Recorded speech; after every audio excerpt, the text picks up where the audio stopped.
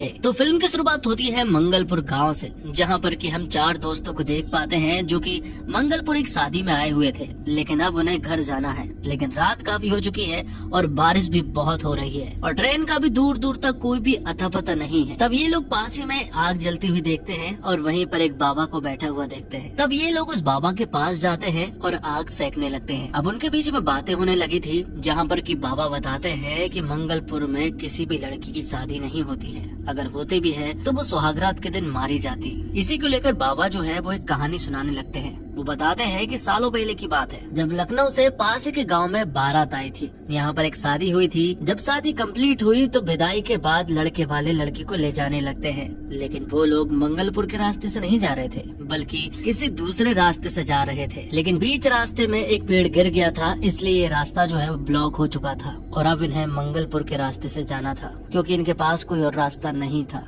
तब ये लोग मंगलपुर के रास्ते से जाने लगते हैं। तभी बीच रास्ते में उनकी बस जो है वो पंचर हो चुकी थी। सारे पैसेंजर जो है वो बस से नीचे उतर चुके थे और रात काफी हो चुकी थी। तभी अचानक से एक चमगादड़ जैसा राक्षस इनकी ओर आता है और वो अचानक से इनके ऊपर हमला करने लगता है। उस चमगादड़ जैसे आदमी ने यहाँ पर सभी को मार डाला था। जिसके बाद कहानी शिफ्ट हो जाती है लंदन की तरफ, जहाँ पर कि हम अर्जुन और उसकी फैमिली को देख पाते हैं। अर्जुन की फैमिली में उसकी बहन मीरा जो कि उससे छोटी है और उसके पिता वासुदेव रहते हैं। यहाँ हमें मालूम चलता है कि मीरा को एक राहुल नाम का लड़का पसंद है और वो जल्द उससे शादी करने वाली है, लेकिन बहुत टाइम हो चुका है, लेकिन उन्हें कोई भी ऐसी जगह नहीं मिल रही है कि वो वहाँ पर शादी कर सके। रही बात अर्जुन की, तो अर्जुन मीरा से बड़ा जरूर है, लेकिन उसके ऊपर बहुत कर्जे हैं और वो चाहता है कि पिताजी ये सारा कर्जा चुका दे। लेकिन फिलहाल वो मीरा की शादी पर फोकस करना चाहते हैं। रही बात मीरा के ससुराल वालों की, तो वो बहुत ही अजीब टाइप के इंसान है, वास्तु शास्त्र में बहुत ज्यादा यकीन रखते हैं। इसी वजह से तो मीरा और राहुल की शादी अभी तक नहीं हो पाई है। लेकिन अब मीरा और राहुल चाहते हैं कि उनकी शादी जल्द से जल्द हो जाए। तो यहाँ पर अर्जुन और मीरा के पिता वासुदेव बताते हैं कि उन्हें एक अर्जेंट काम से सिडनी जाना है और तब तक तुम डिसाइड करो कि तुम्हें शादी कहाँ करनी है। तुम जहाँ भी बोलोगी तुम्हारी शादी वहीं होगी।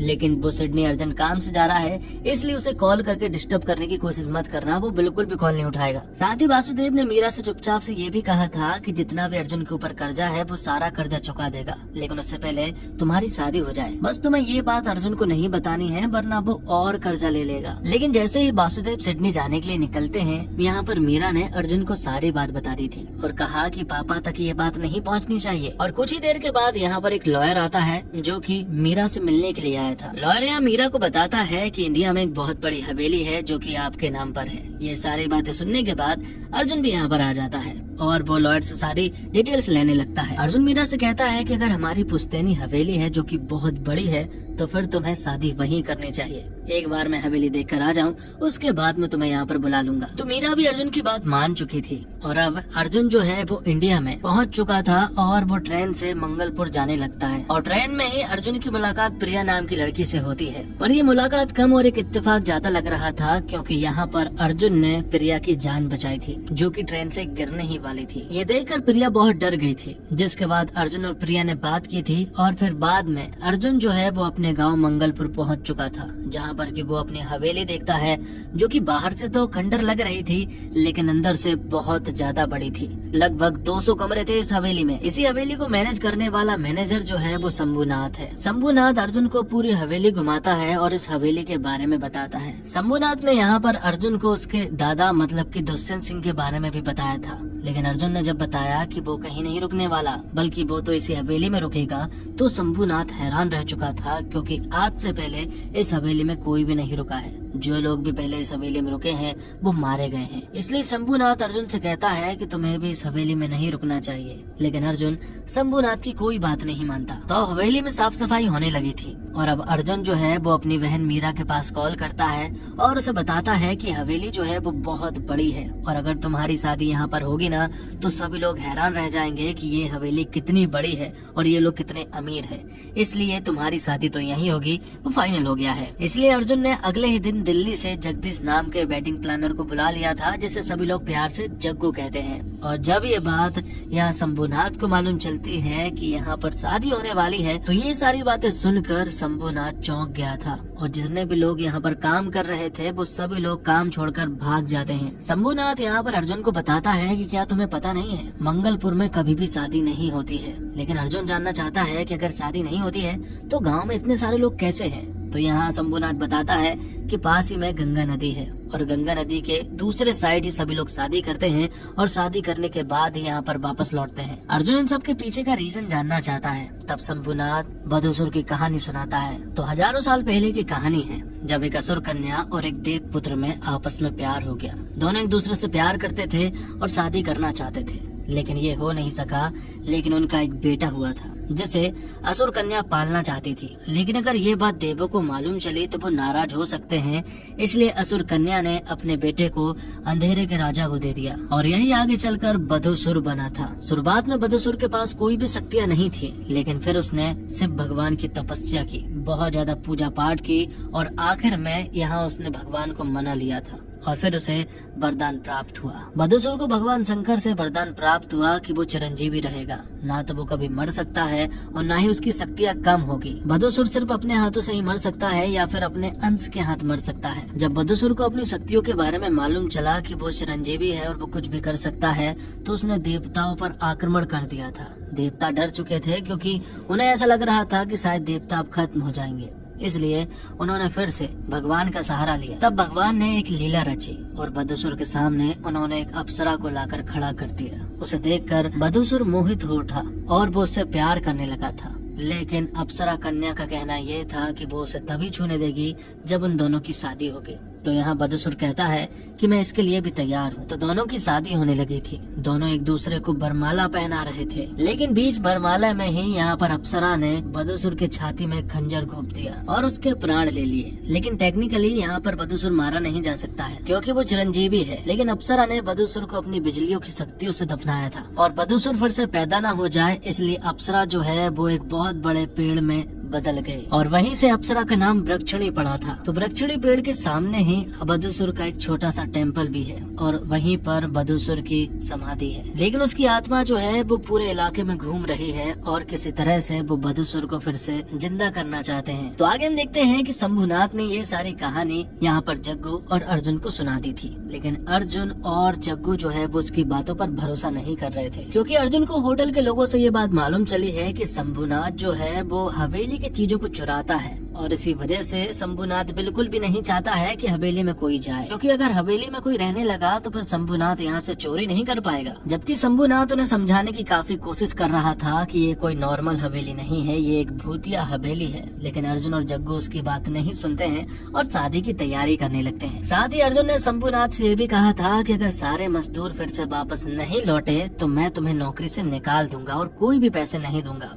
इसलिए अब यहाँ पर शंभुनाथ को सारे मजदूरों को बुलाना पड़ता है ताकि यहाँ शंभुनाथ को पैसे मिल सके। जिसके बाद हम प्रिया को देखते हैं जो कि मंगलपुर के पास वाले थाने में जाती है और वहाँ जाकर वो अपने बहन के बारे में पूछती है। मालूम चलता है कि फिल्म की शुरुआत में जो बारात गई थी ना, उसमें से जो दुल्हन थी वो दरअसल में प्रिया की बहन थी। लेकिन बहुत सारे लोग मारे गए थे और तो और उसकी बहन का कोई भी अता पता नहीं है। वो जानना चाहती है कि आखिरकार उसकी बहन कहाँ है और पुलिस उसे खोज रही है या फिर नहीं। पर पुलिस वाले उसे साफ समझा देते हैं कि इसके बारे में किसी से भी बात ना करें, हम इन्वेस्टिगेशन कर रहे हैं। अब हवेली में रात को हम देखते हैं कि जग्गू को कुछ चीजें दिखाई दे रही थी, इसलिए वो अपने पास अर्जुन को बुलाता है। अर्जुन को भी कुछ आवाज तो सुनाई दे रही थी, लेकिन जब वो लोग दरवाजे के पास देखते हैं तो यहाँ पर कोई शख्स तो था और वो कोई और नहीं बल्कि जग्गू का भांजा था, जिसका नाम सुंदर है, लेकिन सभी लोग उसे बल्ली कहकर पुकारते हैं। तो हवेली में बल्ली का फर्स्ट इम्प्रेशन बहुत ही खराब था, क्योंकि यहाँ पर बल्ली जो है वो अर्जुन को एक काम वाला समझ रहा था और अर्जुन को ये बात बिल्कुल भी पसंद नहीं आई थी और वो कहता है कि शुरुआत से ही मुझे तेरी शकल पसंद नहीं है। दोनों के बीच में यहाँ पर तू मैं हो रही थी, दोनों के बीच में बिल्कुल भी नहीं बन रही थी, क्योंकि यहाँ पर अर्जुन समझ गया था कि यह बल्ली जो है वो एक लड़की बाज है और पूरी तरह से ठरकी है, इसलिए इसे जल्द से जल्द काम कराओ और यहाँ से भगाओ। लेकिन यहाँ पर अर्जुन को कुछ गलतफहमी हो रही थी। अर्जुन को ऐसा लग रहा था कि बल्ली जो है वो यहीं पर काम करने वाली एक लड़की को छेड़ रहा है। इसी वजह से यहाँ पर अर्जुन जो है वो हमेशा बल्ली को मारता पीटता और यहाँ पर जग्गू से कहता रहता कि ये किसे लेकर आ गए, ये बंदा कोई भी काम का नहीं है, ये एक नंबर का ठरकीबाज है, यहाँ पर रिश्तेदार आने वाले हैं, उससे पहले इसे भगा देना। लेकिन जग्गू बताता है कि बल्ली को इतने आसानी से भगाया नहीं जा सकता क्योंकि वो एक इलेक्ट्रीशियन है और उसने हवेली के सारे तार जो है वो खोल दिए हैं। अब बल्ली को ही पता है कि कौन सा तार कहाँ पर लगेगा, इसलिए हमें बल्ली को तो यहाँ पर काम पर रखना ही पड़ेगा। तो अर्जुन यहाँ जग्गू से कहता है कि जैसे यहाँ पर काम होगा ना, इसे तुरंत ही भगा देना। यहाँ हम देखते हैं कि बल्ली अपना काम ठीक से करता तो है, लेकिन उसका ऊपर वाला माला जो है वो थोड़ा सा खाली है, इसलिए काम जो है वो हमेशा खराब होता रहता है। एक बार तो ऐसा हुआ था जब गलती से कुछ गलत तार लग जाने की वजह से गीजर का पानी जो है वो बहुत ही ज्यादा गर्म हो गया था। कमरे में शॉर्ट सर्किट भी होने लगी थी और जब यहाँ पर अर्जुन गीजर बंद करने के लिए गया तो यहाँ उसे एक खतरनाक टाइप का करंट लग गया था और यहाँ पर उसकी ऑलमोस्ट जान चली गई थी। लेकिन यहाँ सही समय पर प्रिया आ चुकी थी, उसने अर्जुन को सीपीआर दिया तो अर्जुन की जो सांसें बंद हो गई थी, सीपीआर की बदौलत अब उसकी सांसें फिर से चलने लगी थी। और अब प्रिया कहती है कि एक बार तुमने मेरी जान बचाई थी, आज मैंने तुम्हारी जान बचा दी। तो यहाँ उन दोनों के बीच में बातें होती है और अर्जुन उससे कहता है कि 13 तारीख को मेरी बहन की शादी है, इसलिए तुम यहाँ पर जरूर आना। पर प्रिया बताती है कि वो एक राइटर है और उसे कहानियाँ लिखना बहुत पसंद है और उसे किसी काम से सीतापुर जाना है, लेकिन वो शादी तक जरूर वापस आ जाएगी। अब रात को बल्ली जब सो रहा था तभी अचानक से उसे कोई आवाज सुनाई पड़ती है और तो और कोई उसे बार बार खींच रहा था। तभी हम देखते हैं कि एक चमगादड़ वाला आदमी जो है वो यहाँ पर बल्ली को पजेस कर लेता है और अब वो कहीं जाने लगा था। तो अर्जुन तुरंत ही जग्गू को उठाकर लाता है और कहता है कि देखो तुम्हारा भांजा कौन सी हरकत कर रहा है। जिसके बाद वो लोग बल्ली का पीछा करने लगते हैं। बल्ली जो है वो हवेली से निकलकर जंगल के रास्ते जाने लगा था और अर्जुन और जग्गू उसका पीछा कर रहे थे। यहाँ अर्जुन और जग्गू को समझ नहीं आ रहा था कि आखिरकार बल्ली जा कहाँ रहा है, बस वो तो उसका पीछा कर रहे थे। आखिर में बल्ली वहाँ जाकर रुका जहाँ पर की वृक्षिणी का बहुत बड़ा पेड़ है और बदुसुर का मंदिर है। वो वहाँ जाकर रुका और कहा कि हमारे राजा जो है वो यहीं पर रहते हैं। लेकिन जब अर्जुन उसे थप्पड़ मारता है तो उसे होश आ जाता है और यहाँ पर सारी चमगादड़ जो है वो इकट्ठा होना स्टार्ट हो जाती है और अब ऐसा लग रहा था कि जैसे कुछ अलग होने वाला है, ऐसा लग रहा था जैसे बदुसुर आने वाला है। तो ये लोग डर जाते हैं और यहाँ से भाग निकलते हैं। जब अगली सुबह होती है तो यहाँ पर बल्ली और अर्जुन तो सही सलामत हवेली आ चुके थे, लेकिन जग्गू नहीं आया था।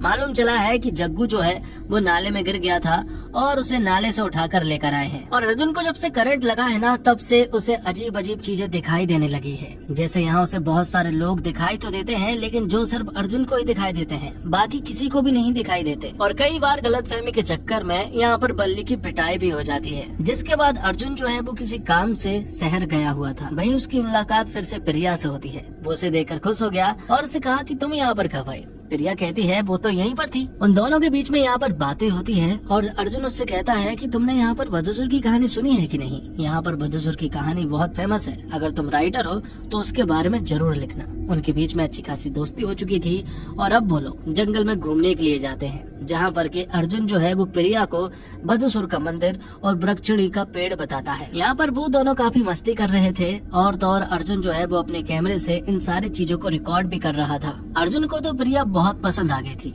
अर्जुन तो प्रिया से शादी करना चाहता है, लेकिन प्रिया कहती है कि कहानी यहाँ पर ऐसी फैली हुई है कि जो भी यहाँ पर शादी करता है तो यहाँ पर दुल्हन को मार दिया जाता है। तो यहाँ अर्जुन कहता है देखो मैं मंगलपुर में अपनी बहन की शादी कर रहा हूँ, अगर उसकी शादी कंप्लीट हो जाए तो समझ जाना यहाँ पर कुछ भी नहीं है और फिर तुम मुझसे शादी कर लेना। बातों ही बातों में ये लोग बदुसुर के मंदिर के पास पहुँच जाते हैं, जहाँ पर पहुँचते ही अचानक से बहुत सारा अंधेरा आ जाता है और फिर यहाँ से इन्हें भागना पड़ता है। और तभी यहाँ पर हम बदुसुर को देख पाते हैं जो कि हूबहू अर्जुन की तरह दिख रहा था। अब घर पहुँचने के बाद अर्जुन जो है वो अपने पिताजी से बात करता है। पिताजी को मालूम चला है कि अर्जुन जो है वो इंडिया में मंगलपुर गया है, तो वो उसे बहुत चिल्लाते हैं और कहते हैं कि तुम्हें मुझसे एक बार पूछ लेना चाहिए था। लेकिन अर्जुन कहता है कि आपने कॉल ही नहीं उठाया और अब सब कुछ यहाँ पर कंप्लीट हो चुका है, इसलिए मीरा की शादी तो यही होगी। ये सारी बातें सुनने के बाद वासुदेव यहाँ अर्जुन से कहते हैं कि तुम बहुत बड़ी गलती कर रहे हो। शादी करने से पहले एक बार गुरुजी से मिलकर आओ, जो कि गंगा के उस पार रहते हैं। तब अर्जुन गुरुजी से मिलने के लिए गंगापुर जाता है और उनसे सारी चीजें पूछता है। गुरुजी बताते हैं कि वो हवेली दरअसल में स्थापित है और वहाँ किसी की भी शादी नहीं हो सकती है।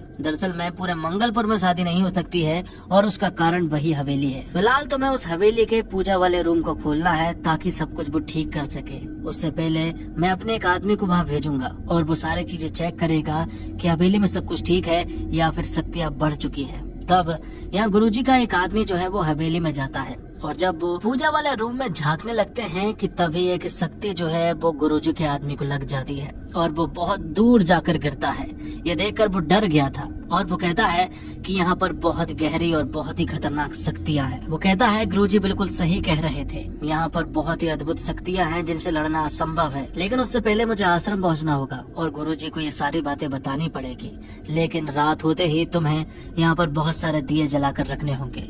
अगर दिए बुझ गए तो समझ लो बदसूर वापस आ जाएगा और वो तुम सबके ऊपर अटैक कर देगा और वो तुम्हें मार भी सकता है। साथ में वो ये भी कहता है कि शाम हो रही है, उससे पहले मुझे स्टेशन छोड़ दो ताकि मैं यहाँ से निकल सकूं। शाम होने के बाद तो मैं यहाँ से नहीं निकल सकता हूँ। तब ये सारी बातें सुनने के बाद अर्जुन जो है वो उसे अपनी कार से रेलवे स्टेशन छोड़ने के लिए जाता है। तभी बीच रास्ते में एक तूफान आ जाता है और इसी वजह से वो बीच रास्ते में ही अटक जाते हैं। और अब यहाँ तूफान इतना बढ़ने लगा था कि ये कार से निकलकर छिपने लगे थे, लेकिन तभी यहाँ एक टीन उड़कर आती है और वो यहाँ पर उस आदमी का गला काट देती है। ये सारी चीज देखने के बाद अर्जुन हैरान रह गया था और अब वो हवेली पहुँच चुका था। जो दिए जल रहे थे अब वो दिए बुझ चुके हैं और दिया बुझते ही यहाँ बदसूर की शक्ति आ जाती है और यहाँ पर अर्जुन जो है वो बदसूर को अपने सामने ही खड़ा हुआ पाता है और अब बदसूर अर्जुन के ऊपर अटैक कर देता है, क्योंकि अंधेरे में तो बदसूर की शक्तियाँ बहुत ही ज्यादा तेज होती हैं, उनसे लड़ना असंभव है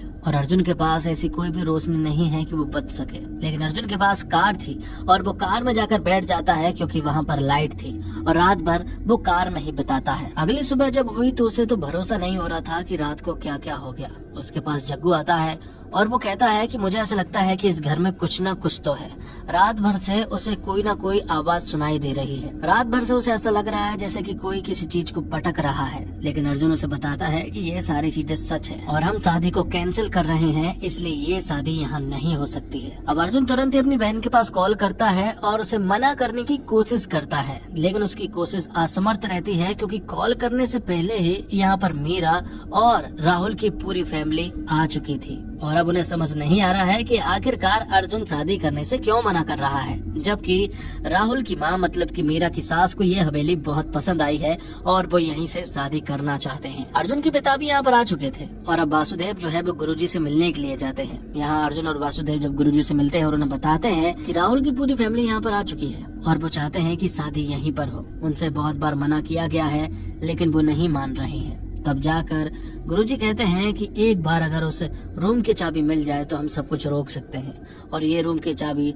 तुम्हें राजा के दूसरे वाले घर में मिलेगी। अगर वो चाबी मिल जाए तो हम सब कुछ ठीक कर सकते हैं। और रही बात शादी की, तो शादी हो सकती है लेकिन तुम्हें दिन वाले मुहूर्त में करनी पड़ेगी। शाम होने से पहले तुम्हें यहाँ से निकलना पड़ेगा। तो अर्जुन यहाँ गुरुजी की बात मान लेता है और वो राजा के दूसरे घर पर चाबी लेने के लिए चला जाता है। जब वो उनके घर गया तो उसे एक अनजान सा आदमी मिला और वो उसे चाबी देने से साफ मना कर देता है। यहाँ पर अर्जुन को गुस्सा आया और वो उस आदमी को बुरी तरह से पीटने लगा कि तभी यहाँ पर राजा दुष्यंत आते हैं, जो कि कोई और नहीं बल्कि अर्जुन के दादाजी थे। लेकिन वो यहाँ पर उन्हें पहचान नहीं रहे थे। उनकी बड़ी बड़ी दाढ़ी थी और उनके हाथ में गन थी। वो यहाँ पर गन दिखाते हुए कहते हैं कि मुझे मेरे बेटे के लिए सब कुछ करना है, मैं उसे बचाने के लिए कुछ भी कर सकता हूँ, इसलिए आगे बढ़ने की कोशिश मत करना। ये सारी बातें सुनने के बाद अर्जुन हैरान रह चुका था, क्योंकि उनका बेटा तो दरअसल में वासुदेव है, तो फिर आखिरकार वो वासुदेव को अपना बेटा क्यों नहीं पुकार रहे हैं। तब वासुदेव और गुरुजी मिलकर यहाँ पर अर्जुन को कहानी बताते हैं और बताते हैं कि दरअसल में वासुदेव जो है वो तुम्हारे असली पिता नहीं है। और अब कहानी फ्लैशबैक में पहुंच जाती है, जहां हम राजा दुष्यंत को देख पाते हैं, जो कि बहुत ही पूजा पाठ वाले आदमी हैं। यहीं पर हम दो लड़कों को देखते हैं जिनके नाम वासुदेव और माधव था। माधव जो है वो बिल्कुल अर्जुन की तरह लगते हैं। दोनों यहाँ पर राजा के शिष्य थे और वो उन्हें बहुत ही सारी विद्याएं सिखा रहे थे। यहीं पर हम यशोदा नाम की एक लड़की को देख पाते हैं, जो कि आश्रम में ही नृत्य सीखने के लिए आती है। लेकिन यहाँ हमें ये बात मालूम चलती है कि यशोदा और वासुदेव जो है वो एक दूसरे को पसंद करते हैं। लेकिन यहाँ हमें ये भी मालूम चलता है कि माधव भी यशोदा को पसंद करती है, लेकिन यशोदा वासुदेव को पसंद करती है। अब आगे हम देखते हैं कि राजा जो है वो इन्हें मंत्रों का उच्चारण करना सिखा रहे थे, लेकिन माधव गलत उच्चारण कर रहा था। गलत मंत्रों का उच्चारण करने से क्या हो सकता है, राजा उन्हें बताता है। वो उन्हें एक छोटे से कमरे में ले जाता है जहाँ पर की एक आधुनिक मशीन लगी हुई थी। वो बताते हैं कि ये मशीन जो है वो हजारों सालों से बदुसुर को रोके हुए है। बदुसुर के बारे में तो इन सभी लोगों को बहुत अच्छे से मालूम है, लेकिन उन्हें ये नहीं पता होगा कि बदुसुर फिर से जाग सकता है। पहले भी बदुसुर को जगाने की कई लोगों ने कोशिश की है। गलत मंत्रों से ही बदुसुर जागने लगता है और इसी वजह से हमें ये आधुनिक मशीन बनानी पड़ी। शाम होते ही हम इस मशीन को ऑन कर देते हैं, जिससे कि मंत्रों के जाप होना स्टार्ट हो जाते हैं और ये सारे मंत्र जो है वो बदुसुर के मंदिर तक पहुँचते हैं। और रात भर बदुसुर कुछ नहीं कर पाता है, क्योंकि रात को ही उनकी शक्तियाँ पैदा होती है। क्योंकि जो भी बदुसुर को जगाएगा उसकी सारी मनोकामना पूरी हो जाएगी। आगे हम देखते हैं कि हर नवरात्रि पर एक प्ले किया जाता है, जहाँ पर कि वृक्षणी ने बदुसुर को कैसे मारा ये बताया जाता है। वृक्षणी जो है वो यशोदा बनती है और बदुसुर जो है वो यहाँ पर माधव बनता है। दोनों यहाँ पर बहुत ही अच्छी परफॉर्मेंस देते हैं, लेकिन आखिर में हम देखते हैं यशोदा यहाँ गिरते गिरते बचती है और यहाँ उसे दरअसल में वासुदेव ने बचाया था। और अब यहाँ पर राजा कहते हैं कि हमारे आश्रम में यशोदा और वासुदेव एक दूसरे से प्यार करते हैं और मैं उनकी शादी की घोषणा करता। ये सुनने के बाद माधव को बहुत बुरा लगा, उसका दिल टूट गया, क्योंकि वो यशोदा से प्यार करता है, वो उसे पाने के लिए कुछ भी कर सकता है। तब वो उस कमरे में जाता है जहाँ पर कि उसने उस आधुनिक मशीन को तोड़ा और वहाँ पर गलत मंत्र उच्चारण करने लगा। जब राजा उस कमरे में गया और जब उसने अपने बेटे माधव को देखा तो वो हैरान रह चुका था, क्योंकि उसके अंदर उसे बदुसुर दिख रहा था। तो यहाँ पर माधव राजा से कहता है कि अगर कोई नहीं मानेगा तो बदुसुर मानेगा और वो मेरी मनोकामना पूरी कराएगा, क्योंकि मैं यशोदा से प्यार करता हूँ और उससे शादी करना चाहता हूँ। राजा कहता है इतनी सी बात है, तुम बदुसुर को मत जगाओ, मैं यशोदा की शादी तुमसे ही कराऊंगा। तो आगे हम देखते हैं कि वासुदेव और माधव की शिक्षा खत्म हो चुकी थी और अब गुरु दक्षिणा की बारी थी। गुरु दक्षिणा में यहाँ पर राजा ने वासुदेव से यशोदा मांग ली और कहा कि उससे हमेशा दूर रहो, क्योंकि मैं यशोदा की शादी माधव से कराना चाहता हूँ। वासुदेव भी यहाँ पर गुरुजी मतलब कि राजा की बात मान गया, क्योंकि वो उन्हें अपना गुरुजी मानता है। और फिर ना चाहते हुए भी वासुदेव को यशोदा से दूर होना पड़ा। वासुदेव ने यशोदा से कहा कि मुझे तुमसे शादी से कोई मतलब नहीं है, मैं तो तुम्हारे शरीर का इस्तेमाल करना चाहता हूँ। ये सुनकर यशोदा को बहुत बुरा लगा और अब वो बहुत रोने लगी थी। तब राजा उसके पास गया और कहा कि अगर ये बात घर वालों को मालूम चली कि तुम्हारी शादी टूट गई है तो तुम कहीं की नहीं रह जाओगी, इसलिए तुम माधव से शादी कर लो। और ये बात सुनकर यशोदा भी मान जाती है, क्योंकि वो पूरी तरह से टूट चुकी थी, इसलिए वो मान गई थी। जब उन दोनों की शादी हुई और जब उन दोनों की सुहागरात हुई, तभी अचानक से यशोदा ने देखा कि रात को माधव जो है वो उसके कमरे में नहीं है। माधव फिर से उसी आधुनिक मशीन वाले रूम में चला गया था जहाँ पर कि वो बदुसुर को जगाने की कोशिश कर रहा था। जब यहाँ पर यशोदा भी उस रूम में गई तो उसने पहली बार माधव को बदुसुर की शक्ल में देखा। उसे देखकर यशोदा पूरी तरह से डर चुकी थी और वासुदेव जो कि इस जगह को छोड़कर जा रहा था, यशोदा उसके पास जाकर गले लग जाती है और फिर वासुदेव और यशोदा ने हमेशा इस जगह को छोड़कर लंदन चले गए। बाद में मालूम चला कि यशोदा प्रेग्नेंट है और फिर भी यहाँ पर वासुदेव ने उस बच्चे को एक्सेप्ट किया। वो बच्चा दरअसल में माधव और यशोदा का था। इसके बावजूद वासुदेव ने उस बच्चे को अपने बच्चे की तरह प्यार दिया। ये सारी बातें सुनने के बाद अर्जुन इमोशनल हो चुका था, क्योंकि उसे कभी भी ऐसा नहीं लगा कि वासुदेव उसके पिता नहीं है, क्योंकि उन्होंने उसे हमेशा पिता की तरह प्यार दिया और वो उसे बहुत चाहते हैं। अर्जुन को मालूम है। यहाँ मालूम चलता है कि 12 नई नवेली दुल्हन की बलि दे दी गई है। अगर ये 13 हो जाती है तो बदुसुर फिर से जिंदा हो सकता है। और बदुसुर ने तो माधव को पजेस कर लिया था, इसलिए अब वो उसी के सारे पर चल रहा है। तो जहाँ तक हो ये शादी कैंसिल हो जानी चाहिए। अगर नहीं भी होती है तो ये शादी दिन में ही होनी चाहिए। लेकिन राहुल और उसके परिवार वाले नहीं मानते हैं, क्योंकि उनका भी एक गुरुजी था और वो यहाँ पर भड़कता हुआ आता है और कहता है कि ये मेरा अपमान है, जो मैंने तय किया था अगर वो नहीं होगा तो मैं तुम सभी को श्राप दूंगा। इसी वजह से राहुल की फैमिली वाले इस शादी को कैंसिल करने लगे थे और अब यहाँ पर वासुदेव ने भी शादी को कैंसिल कर दिया था। और जब कैंसिल हुई तो मीरा कहती है कि अगर मेरी शादी राहुल से नहीं हुई तो फिर मैं कभी भी शादी नहीं करूंगी। ये देखकर अर्जुन कहता है कि मैं अपनी बहन की शादी यहीं कराऊंगा, इसी घर में कराऊंगा और जिस मुहूर्त पर बोला गया है उसी मुहूर्त पे कराऊंगा, मतलब कि रात को 8:30 बजे। जो कुछ भी होगा मैं देख लूंगा। तो रात को 8:30 बजे के आसपास फुल लाइटिंग के साथ यहाँ पर शादी होती है। शादी कंप्लीट होने के बाद यहाँ पर तूफान आता है और तूफान आने की वजह से पूरे के पूरे कमरे की लाइट चली जाती है। अर्जुन समझ गया था कि अब यहाँ पर कुछ खतरा हो सकता है, इसलिए वो मीरा को एक कमरे में लेकर जाता है। वो उसके सामने टॉर्च रखता है और कहता है कि जब तक मैं न बोलूं तब तक कमरे से बाहर मत निकलना। बाहर आकर अर्जुन सभी को कमरे में बंद करने लगता है और कहता है बाहर मत निकलना। लेकिन तभी ऊपर से एक आवाज आती है। मालूम चलता है कि बदसूर ने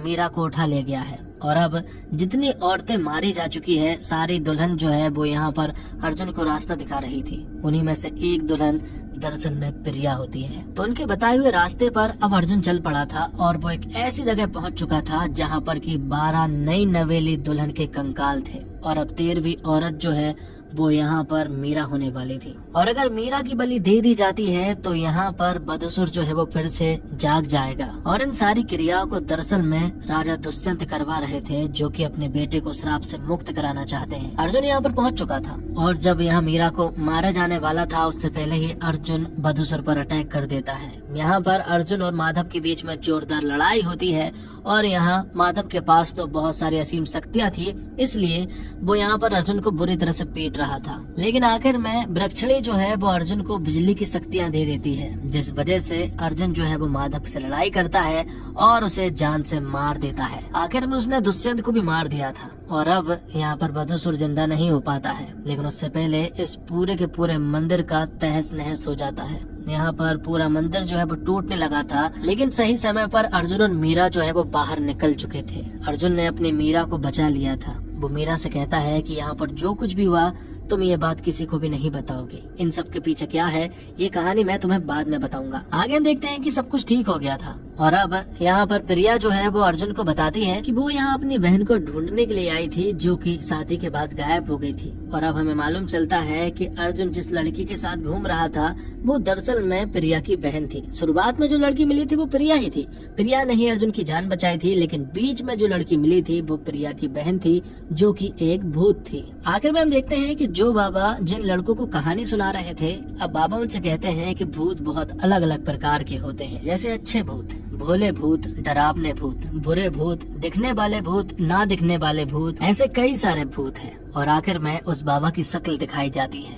और वो बाबा कोई और नहीं बल्कि यहाँ अक्षय कुमार मतलब कि अर्जुन होता है। मालूम चलता है कि जब अर्जुन को करंट लगा था ना तभी वो मारा गया था और जो सीपीआर से प्रिया ने उसकी जान बचाई थी वो तो महज एक भूत था। वो एक ऐसा भूत था जो कि सबको दिखता था, सबके साथ रहता था, बिल्कुल नॉर्मल इंसान की तरह। क्योंकि मैंने हाल ही में आपको बताया है भूत बहुत प्रकार के होते हैं। और इसी के साथ ये फिल्म यहीं पर समाप्त हो जाती है।